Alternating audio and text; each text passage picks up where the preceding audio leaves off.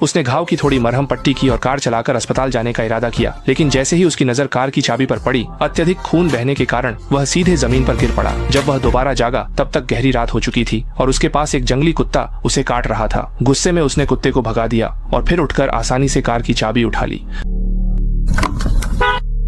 उसे लगा कि अब वह कार चलाकर इस डरावनी जगह से निकल सकेगी, लेकिन तभी उसके पीछे से कुछ हलचल हुई। तुरंत बाद गलियारे में एक काली परछाई दिखी। जंगली कुत्ता जो ताकतवर था भी डरकर छुप गया। जब लीसा आगे बढ़ी तो उसने देखा कि वह वही अजीब गंजा आदमी था जिसे वह पहले देख चुकी थी। इस बार वह डरने के बजाय धीरे धीरे उसके पास गई और अपने हाथ में पकड़ी अंगूठी उसे सौंप दी। इसी तरह वह मुश्किल से उस खतरे से बच पाई। उसे लगा कि अब कार चलाकर निकलना सुरक्षित रहेगा, लेकिन जाते समय उसे अपने पति का भ्रम अचानक दिखाई दिया, जैसे वह लीसा से विदा ले रहा हो। सोचने का वक्त नहीं था। लीसा ने जल्दी से कार स्टार्ट की और वहाँ से निकल गई, लेकिन अत्यधिक खून बहने और थकावट के कारण उसकी मानसिक स्थिति डगमगाने लगी। उसे हल्का महसूस हुआ कि पिछली सीट पर वही अजीब गंजा आदमी बैठा है। अगले ही पल एक हादसा हो गया।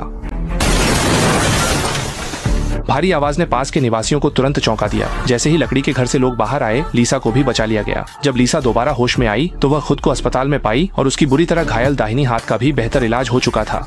हालांकि लीसा की जिंदगी सामान्य हो गई, लेकिन मौत जैसे दिखने वाले आदमी ने उसे हर दिन डर में जीने पर मजबूर कर दिया। इसी वजह से वह रात में डरावने सपने देखती थी। लीसा को लगता था कि वह मौत का साया सारी उम्र उसका पीछा करेगा, लेकिन एक दिन जब वह अखबार पढ़ रही थी तो उसने देखा कि वही आदमी अखबार में छपा हुआ है। असल में वह अजीब आदमी कोई मौत नहीं था, बल्कि कब्रों की चोरी करने वाला था, जिसे एक्रोमेगली नामक बीमारी थी। उसे गहने और आभूषण इकट्ठा करने का बहुत शौक था और अब वह अदालत में मुकदमे का सामना कर रहा है। जब लीसा ने उसे अपनी आंखों से अदालत में देखा, तभी उसके दिल का डर पूरी तरह खत्म हुआ।